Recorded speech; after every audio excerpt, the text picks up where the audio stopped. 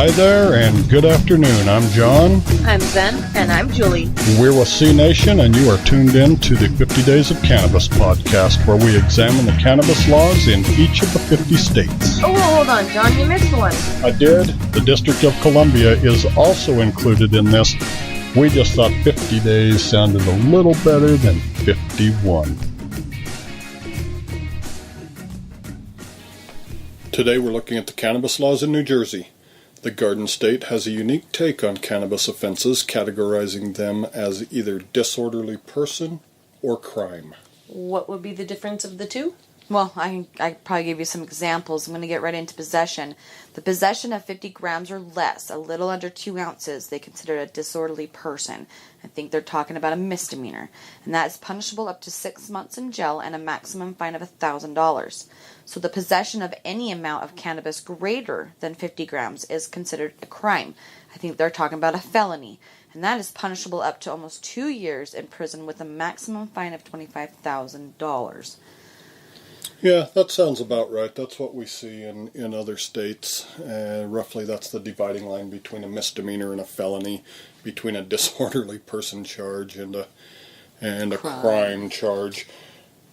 But it's got me thinking about this while you were talking and explaining the difference between crime and disorderly person, is that I think the state of New Jersey needs us at cNation to make them a public service announcement with this real buff boss superhero named Crime and his sidekick disorderly person.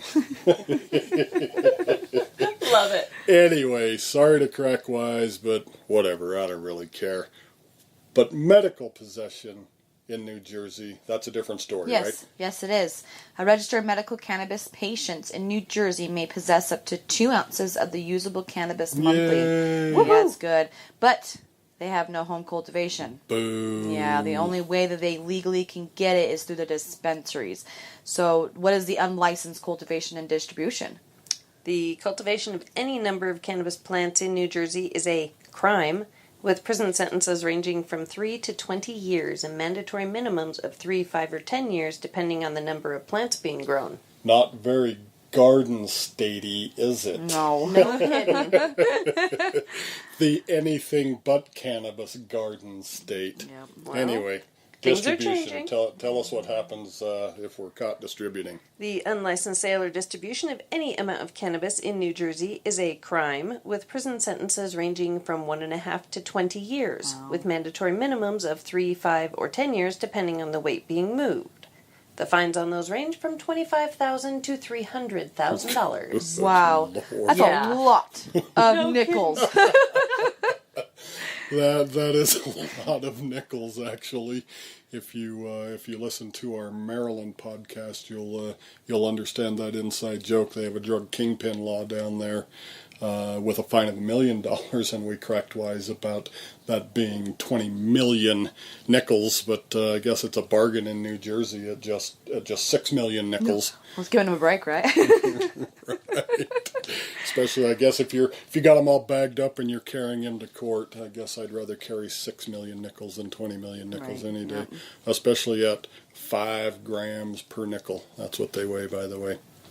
Anyway, enough cracking wise and enough beating up New Jersey about things like disorderly person and crime and no home grows. Boo again, New Jersey.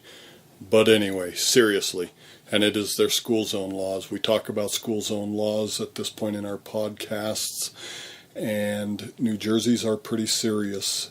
Possession of any amount of cannabis in a school zone will land you a 100-hour community service project, and it probably won't be pleasant, and an additional financial penalty on top of anything that the court's already assessed you. The sale and distribution or the intent to sell or distribute any amount of cannabis in a school zone, and that's within 1,000 feet of a school.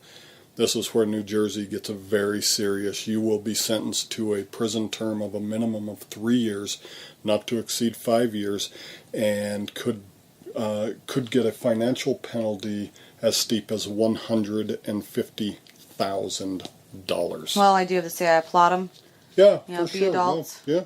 We like strict school zone laws. They serve a purpose. We don't need to sell to or around our yeah, kids. Yeah, Exactly. Hopefully these are stern enough and severe enough laws in New Jersey that they're not actually prosecuting them because they just don't have any occurrences of them. Well, I do have one question. Yep. I did hear you say intent to distribute. Can you Right. kind of let our listeners know what that means? Yeah, for sure. So we understand possession, we understand distribution, but this intent to distribute is kind of a gray area there.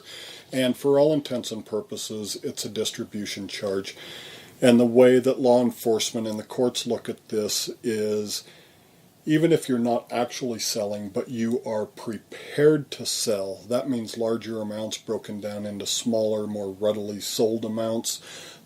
Things like baggies, scales, these types of things. Even as odd as it sounds, a big wad of small bills in conjunction with all those other things can really serve as your intent to sell or distribute that cannabis, and it's a distribution charge.